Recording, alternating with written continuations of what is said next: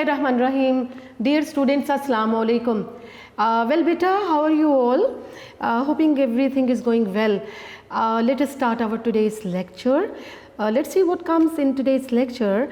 Actually, we have already read chapter number 7 of the novel Mr. Chips, and today we will cover its exercise including synonyms and question answers.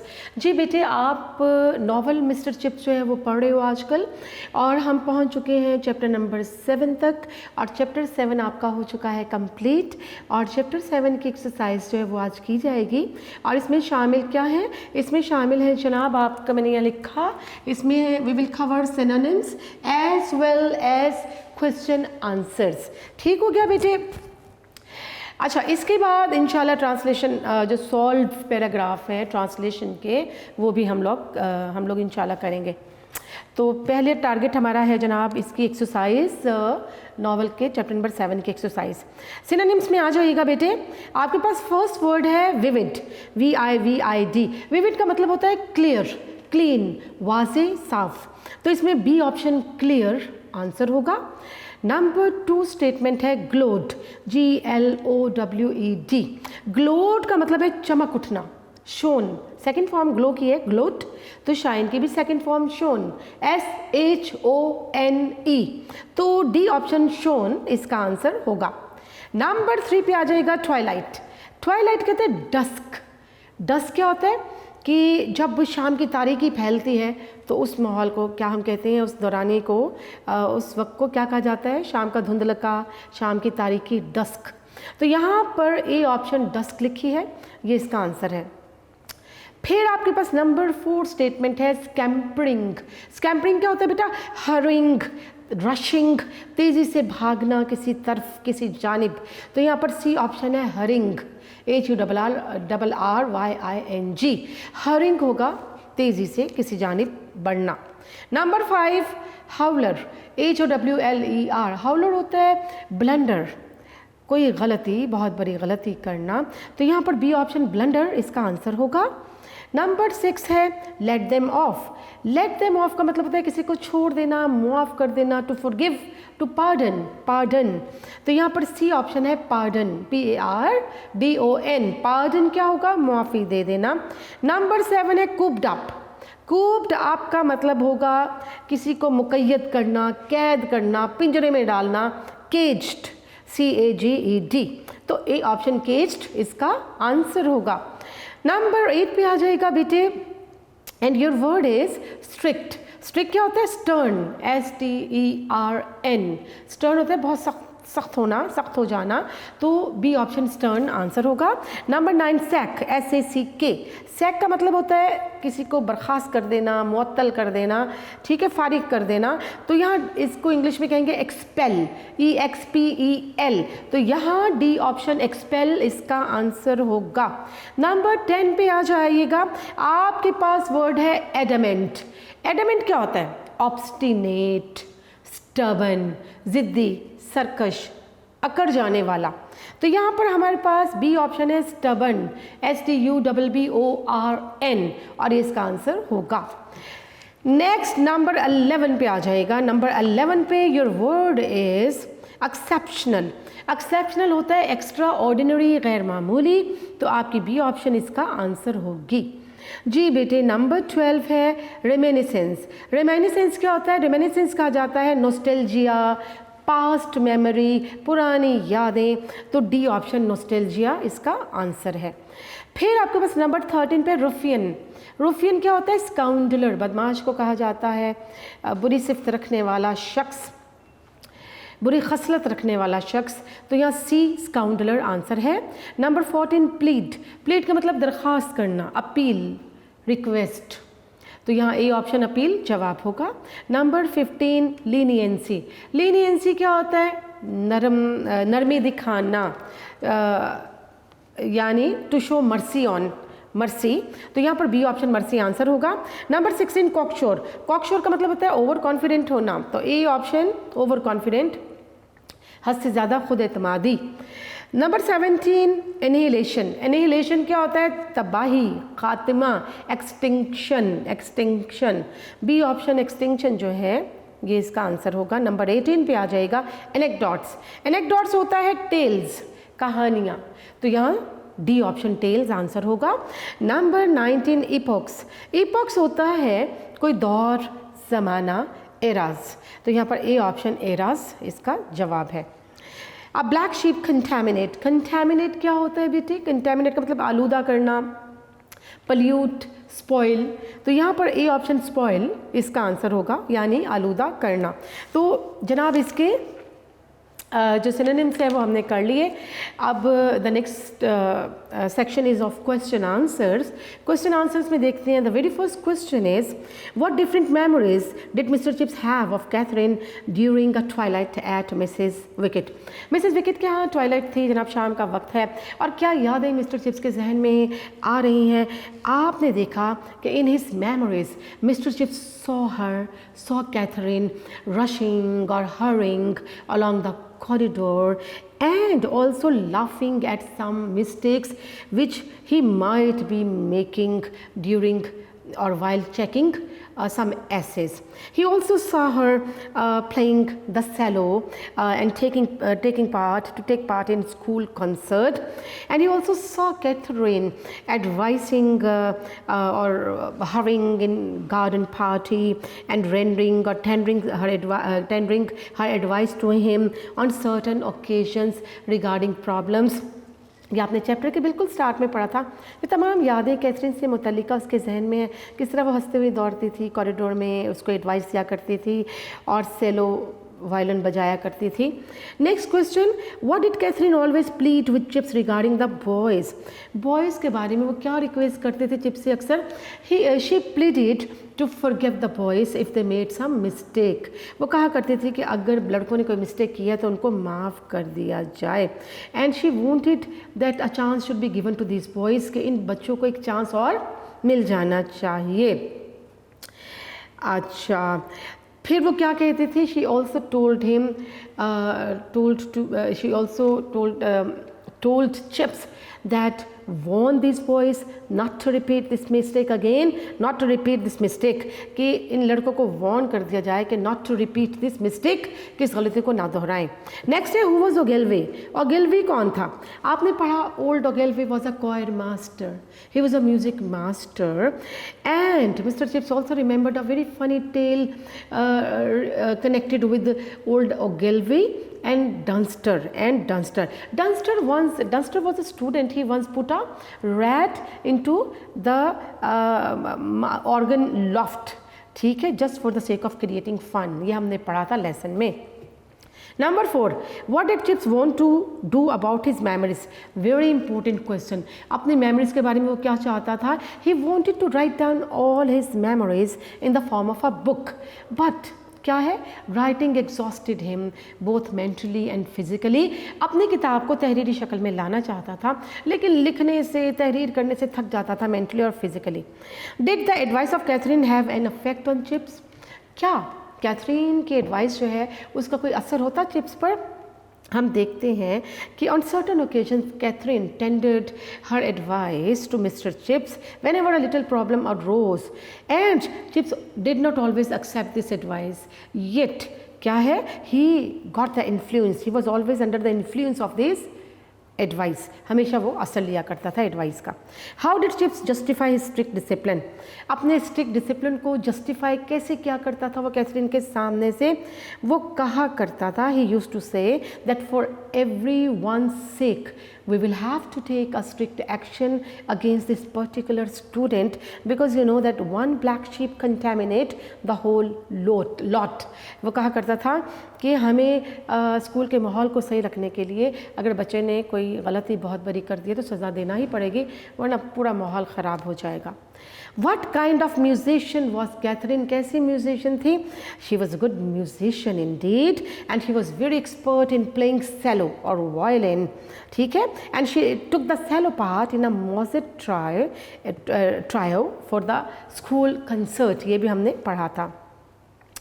How did Katherine influence Chips improving his discipline. तो discipline improve करने के हवाले से इस chapter में क्या बताया है कि कैथरीन जो है वो किस तरह से असरअंदाज होती है चिप्स पर। हमने देखा कि she often tendered her advice to Mr Chips on different regarding different problems and he did not always accept the advice of Catherine. However, he was ever under the influence of this advice, and we see that sometimes she advised him to be lenient towards the students, and sometimes she forced him to be a little harsh just for the sake of rectifying the ways of that student. बस दफ़ा leniency के लिए कहती, अगर बच्चे ज़्यादा बदतमीज़ियाँ करते तो वो कहा करती कि इनको सज़ा देना चाहिए। अच्छा जी, next question number 9, what did mister Chips remember about Dunster and Ogilvie. Dunster आपने क्या पढ़ा, one of the old student of Chips, and Ogilvie he was the old choir master, music master. तो इनके बारे में एक मशहूर वाक़या है, चैप्टर में पढ़ा आपने और बोर्ड में ये क्वेश्चन आ चुका हुआ है, इम्पोर्टेंट क्वेश्चन है। वो क्या वाक़या है कि one of the little incident that mister chips remembered, it involved Dunster and Ogilvy. Ogilvy was the old choir master, and once Dunster put a rat in the organ loft just for the sake of fun, just for creating fun. Actually, Ogilvy was dead, and Dunster, he was also drowned at Jutland. Nobody remembered this incident except chips.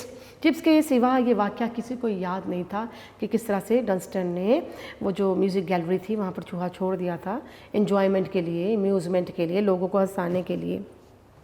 एक और बहुत अहम सवाल है आपके पास, why was the old fifth form room called the pit, कि वो जो ओल्ड फिफ्थ फॉर्म रूम था उसको पिट क्यों कहा जाता था, गढ़ा क्यों कहा जाता था। Actually there is no clear और vivid reason regarding saying it so in the chapter में हम कोई वाज़ेह रीज़न नहीं देखते कि उस कमरे को पिट क्यों कहते थे, गढ़ा क्यों कहते थे बच्चे। Perhaps the room was dark, it was ill smelling or odorous, it was musty, it was damp, that is why it was called a pit by the students. एक और क्वेश्चन आपके पास आ गया important, what did Weatherby comment about the Franco Prussian war. Franco mean French, Prussian mean German. तो France और German जो थे rival थे, इनकी वॉर के हवाले से ये राइवल थे और इनकी वॉर के हवाले से जो है वो वेदरबाई क्या कहा करता था। तो we see that a war was fought between France and Germany in 1870, and the preliminary and the very first interview Mr Wetherby told Mr. Chips कि look, it looks like that if we have to settle with the Prussians ourselves one of these fine days, कि हमें प्रूशियंस Germany जो कि हमारा दुश्मन मुल्क है उससे अच्छे रवाबित रखना पड़ेंगे कभी ना कभी। लास्ट क्वेश्चन भी इम्पोर्टेंट है, क्वेश्चन नंबर 12 है, Y could chips not right a book of his memories. Actually chips wanted to write the book of his memories, but unfortunately writing exhausted him and he got tired both physically and mentally. तहरीर करने से, चीज़ें लिखने से वो mentally और physically थक जाया करता था, and he was also of the opinion that his recollections or past memories lost its flavor and charm when they were written down, कि उसकी वो तमाम सोचें, यादें, वाक़यात अपना सही फ्लेवर और लुत्फ़ जो है वो खो देती थी उस वक्त जब उनको तहरीर करता था। तो तहरीर करने में उसको लुत्फ़ नहीं आता था जो उसको चीज़ों को सोचने में, उन वाक़यात को सोचने में लुत्फ़ मिलता था। जी बेटे, आपका चैप्टर नंबर 7 जो है ये कंप्लीट हो गया। अब आज के असाइनमेंट मज़ीद आपकी क्या है, आज के असाइनमेंट में हम लोग करेंगे unsolved paragraphs from unique notes. आपके यूनिक नोट्स में एक सीक्वेंस में जो फर्स्ट 12 पैराग्राफ्स हैं जो न्यू एडिशन के मुताबिक है। देखिए, जो पुराने एडिशन है उसमें इसका ऑर्डर थोड़ा सा डिस्टर्ब है, पैराग्राफ्स का मैं पहले भी बता चुकी हूँ, तो ये ऑर्डर डिस्टर्ब है उसमें, लेकिन आपके नए एडिशन के मुताबिक जो ऑर्डर है मैं भी उसके अकॉर्डिंग करवा रही हूँ, आपने भी इसी के अकॉर्डिंग इनको पैराग्राफ्स को सॉल्व भी करना है, टिक भी करना है। तो हम लोग अभी तक we have done almost 5 solve paragraphs so far. हमने 5 सॉल्व कर लिए हैं पैराग्राफ्स। आज हम लोग करते हैं नंबर 6। नंबर 6 पैराग्राफ पे आते हैं। इसमें लिखा है, क्या लिखा है जी? क्या वो कुर्बानियाँ जो हमने दी हैं रायगा जाएंगी? क्या वो कुर्बानियाँ जो हमने दी हैं रायगा जाएंगी? और रायगा जाना क्या होता है? B wasted. रायगा जाना। कुर्बानियाँ क्या होगा? सैक्रिफाइसेस। सैक्रिफाइसेस। और देना क्या होगा? रेंडर्ड। RENDERED। रेंडर्ड। तो क्या आएगा? Will all the sacrifices will all the sacrifices rendered by us, will all the sacrifices rendered by us be wasted? क्या इंग्लिश होगी? will जाएंगी है तो फ्यूचर टेंस में बात हो रही है, तो will all the sacrifices rendered by us be wasted? Next देखिए, क्वेश्चन मार्क है। इसके बाद नेक्स्ट सेंटेंस आ गया, क्या हम हाथ पर हाथ धरे अपने नुकसानात का मातम करते रहेंगे? Future continuous tense, shall be, will be. और मातम करना क्या होता है? To लेमेंट, LAMENT। नुकसानात क्या होगा? लॉसेस। ठीक है। हाथ पे हाथ धरे बैठना क्या होगा? Sitting idle. हाथ पे हाथ धरे बैठना। तो आपके यहाँ पर सेंटेंस है, क्या हम हाथ पर हाथ धरे अपने नुकसानात का मातम करते रहेंगे? तो क्या आएगा? Shall we be lamenting. Shall we be lamenting. Shall be है तो ING आ जाएगा, continuous, future continuous. Shall we be lamenting over, lament over होता है, lamenting over our losses, sitting idle. Shall we be lamenting over our losses, over OVER, और our क्या होगा? OUR। Our losses sitting idle. Question mark. आगे है, अगर हम ऐसा करेंगे, if we do so, if we do सो, तो हम वही करेंगे। We will be doing, we shall be doing. If we do so, we shall be doing जो हमारे दुश्मन हमसे चाहते हैं। What our enemy wants from us. If we do so, we shall be doing the same what our enemy wants from us.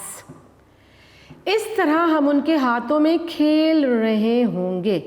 खेल रहे होंगे, फिर फ्यूचर कॉन्टिन्यूस टेंस आ गया, shall be, will be। इस तरह हम उनके हाथों में खेल रहे होंगे और उनके रहमो करम पर होंगे। इस तरह then we will be at their mercy, at their mercy, at the mercy of someone क्या होगा? किसी के रहमो करम पर होना, at the mercy of someone। in this way, or then we shall be at their mercy and playing in their hands, and playing in their hands। Next देखिए, अपने दुश्मन की चालों का मुनासिब जवाब ये है। The very appropriate response, appropriate मुनासिब response, the very appropriate response. और चालें क्या होता है? Tricks, TRICKS। The very appropriate answer, answer भी हो सकता है। द वेरी एप्रोप्रिएट रिस्पॉन्स और answer to the tricks of the enemy is, क्या है?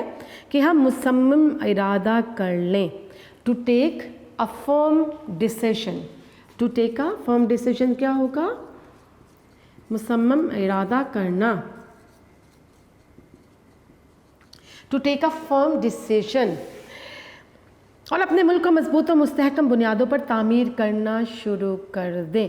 तामीर करना क्या होगा? To construct our country on the strong, मजबूत और मुस्तहकम, strong and sound basis, strong and sound stable basis. ठीक है, इसको ट्रांसलेट कर लेते हैं। The very appropriate answer to all the tricks of our enemy is, answer के साथ is the very appropriate answer to all the dirty tricks of the enemy is to take a firm decision, and to construct our country on sound and solid basis. ठीक है, and to construct our country on a strong and solid basis. Strong and solid भी हो सकता है, मजबूत और मुस्तहकम. Strong and solid basis. जी बेटे, ये आपका अब आखिरी सेंटेंस क्या आ रहा है? और इससे एक ऐसी रियासत बना दें and make it such a state जो हमारे बच्चों के लिए रहने के लिए मुनासिब जगह हो. And make it such a state which is suitable for our children to live in. And make it such a state which is suitable for our children to live in. रहने के लिए सही जगह, a suitable place to live in. ठीक है, तो sentence का तर्जमा होगा to make it such a state which is a suitable place for our children to live in. ठीक है बेटे, ये आपका पैराग्राफ नंबर 6 जो है एंड हो गया. पैराग्राफ नंबर 7, कौमी किरदार का पहला जुज़ हुब्बे वतन का जज्बा है. कौमी किरदार क्या होता है? National character. और पहला जुज़ क्या होगा? First element.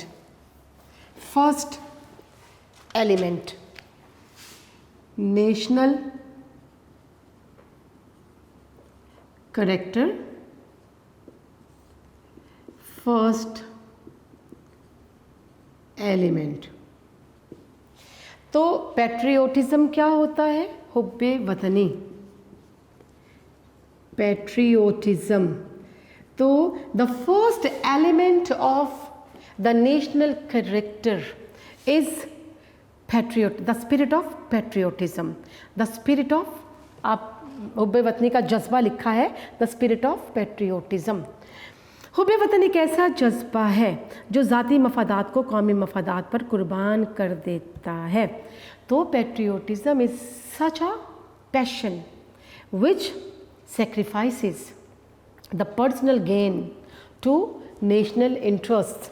पर्सनल गेन क्या होता है? ज़ाती मफाद. पर्सनल गेन और कौमी मफाद, नेशनल इंटरेस्ट्स, कौमी मफादात आगे.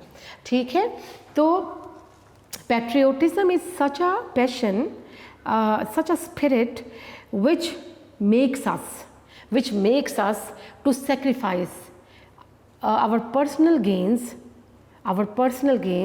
to what? To national interests. National interests. Next देखिए, आज़ाद मुल्क के हर शहरी को हर काम करने से पहले सोचना चाहिए. शुड. तो आज़ाद मुल्क के शहरी को, the citizen of an independent country should think before doing anything.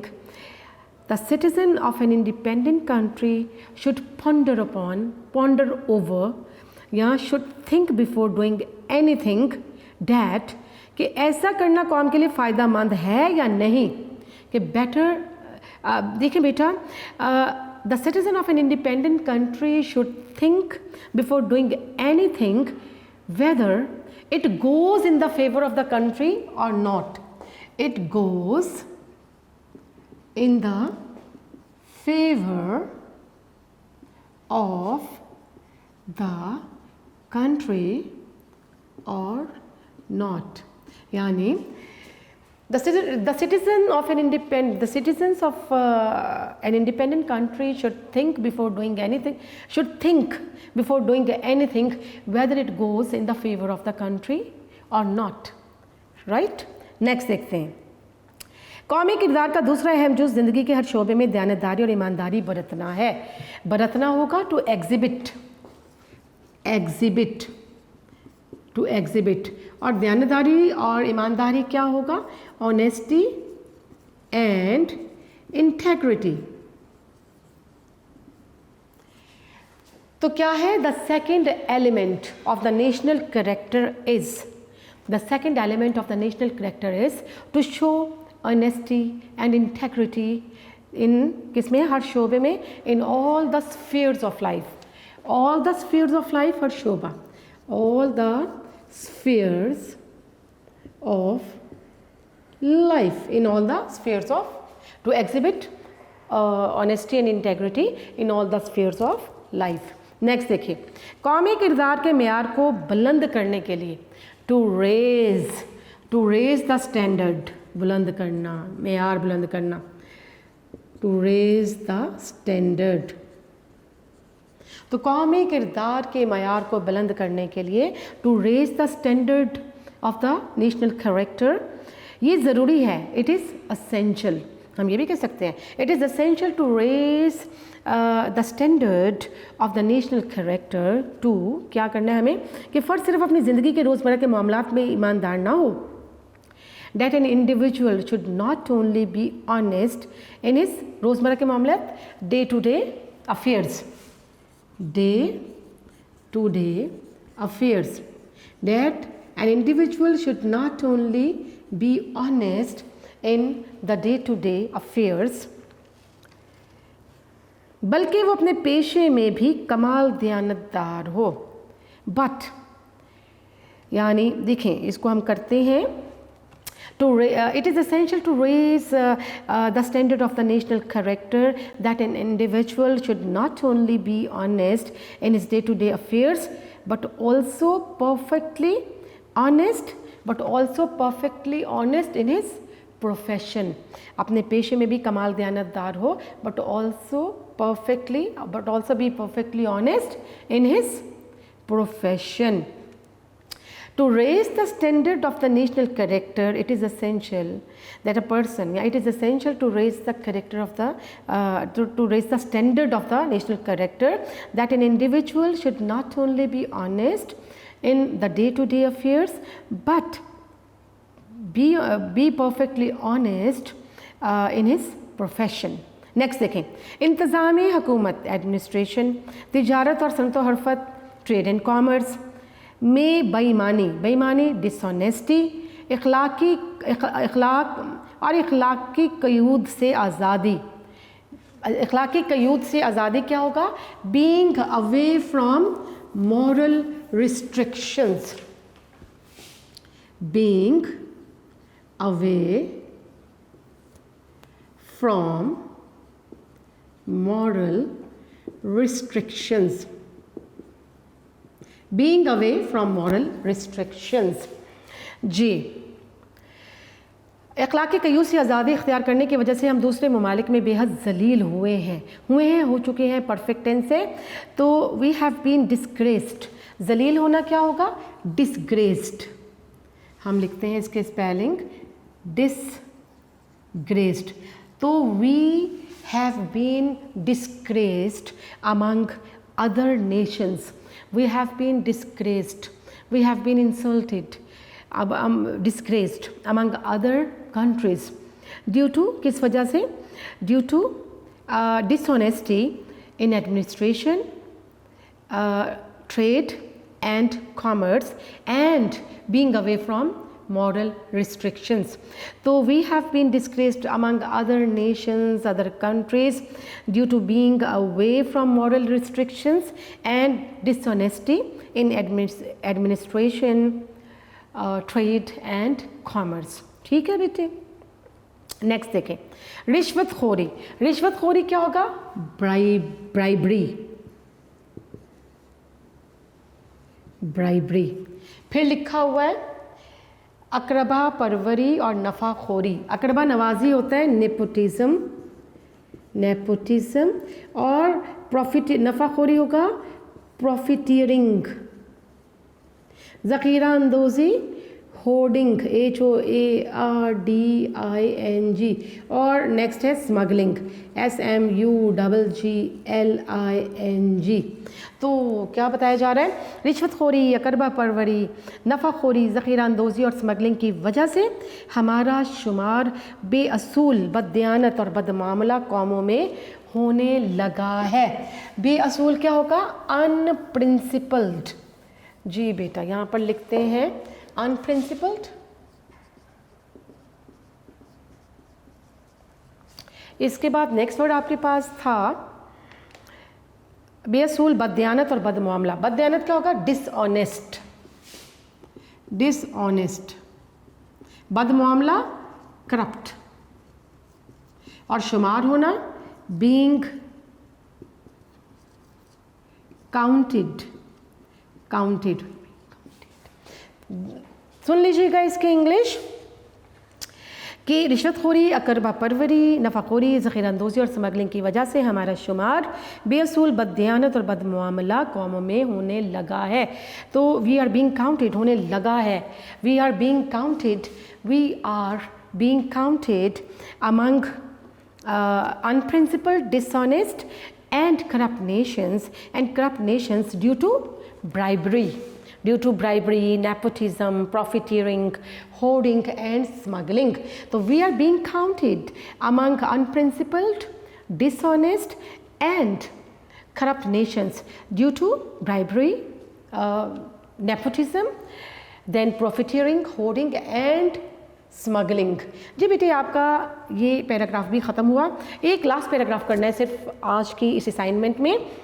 एक अच्छी हुकूमत का सबसे बड़ा फ़र्ज़ है कि अहले मुल्क के लिए ज़रूरियात ज़िंदगी सस्ती करे। अच्छी हुकूमत क्या होगा? Good governance.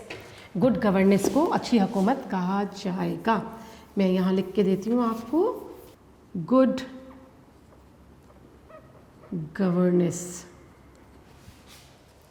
तो एक अच्छी हुकूमत का सबसे बड़ा फ़र्ज़ है। तो it is the most important duty, it is the most important duty of the good governance कि अहले मुल्क के लिए ज़रूरियात ज़िंदगी सस्ती करे। To provide things at cheap rates, to provide things to the people at cheap rates. So it is the most important duty of the good governance to provide the things to the people, to provide the things to the people at cheap rates. सस्ती, cheap होगा। ज़रूरियाती ज़िंदगी से मुराद महज अनाज ही नहीं, ज़रूरियाती ज़िंदगी क्या होगा? essentials of life, essentials of life. So the essentials of life does not mean only grains. अनाज क्या होगा? grains. The essentials of life does not mean only grains. अनाज, कपड़ा, तिबी सहूलतें, तालीम वगैरह भी ज़रूरियाती ज़िंदगी में शामिल हैं। तो हम कहते हैं the essentials of life do not mean only grains, but क्या है? grains, clothing, तिबी सहूलतें, मेडिकल फैसिलिटीज़, तालीम, एजुकेशंस आर ऑल्सो इंक्लूडेड शामिल होना, are also included in the essentials of life. But grains, clothings, medical facilities, educations are also included in the essentials of life. Next देखें, हुकूमत को कीमतें गिराने की पूरी कोशिश करना चाहिए। कीमतें गिराना, to reduce prices. So government should make every possible effort to reduce prices, ताकि so that देहाती और शहरी दोनों तबके से ताल्लुक़ रखने वाले अवाम, so that the people belonging to rural and urban areas माकूल ज़िंदगी बसर कर सकें, could lead a reasonable life, so that the people belonging to the rural and urban areas could lead a reasonable life. हमारी राय में, in our opinion, उस वक्त हमारी राय में इस वक्त अवाम की इससे बड़ी खिदमत और कोई नहीं हो सकती। In our opinion, there can be no better service to the people than कि ज़रूरियात ज़िंदगी को सस्ता किया जाए, then to provide the essentials of life at cheap rates.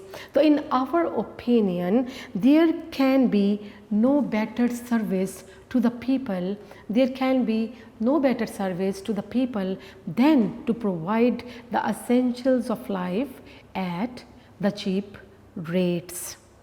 आगे देखें, और उनकी बहम रसानी का ऐसा इंतज़ाम किया जाए।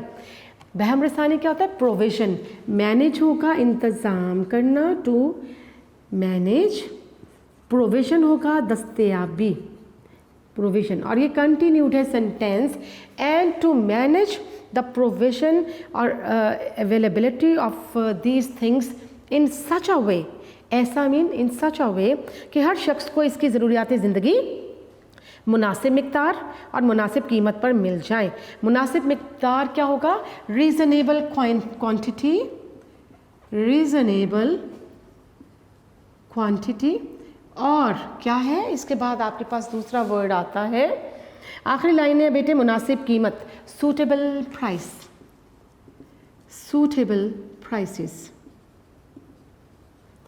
ठीक है, तो हम क्या कहते हैं, और इनके बहम रसानी का ऐसा इंतज़ाम किया जाए कि हर शख्स को उसकी ज़रूरियात ज़िंदगी मुनासिब मिक़दार में और मुनासिब कीमत पर मिल जाएं। तो हम क्या कहते हैं, देखिए बेटे ये पूरी लाइन पीछे से चली आ रही है कि rather it is our opinion that there can be no better service to the people than to provide them the essentials of life at cheap rates and to manage its provisions in such a way that every individual could get the essentials of life, that every individual could get the essentials of life in reasonable quantity and at suitable prices, in reasonable quantity and at suitable prices.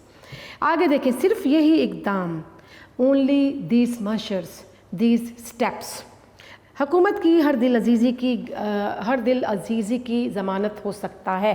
हर दिल अजीज़ी क्या होता है? Popularity, popularity, ज़मानत क्या होगा? To guarantee, to guarantee, और step क्या होगा? कदम, मशर।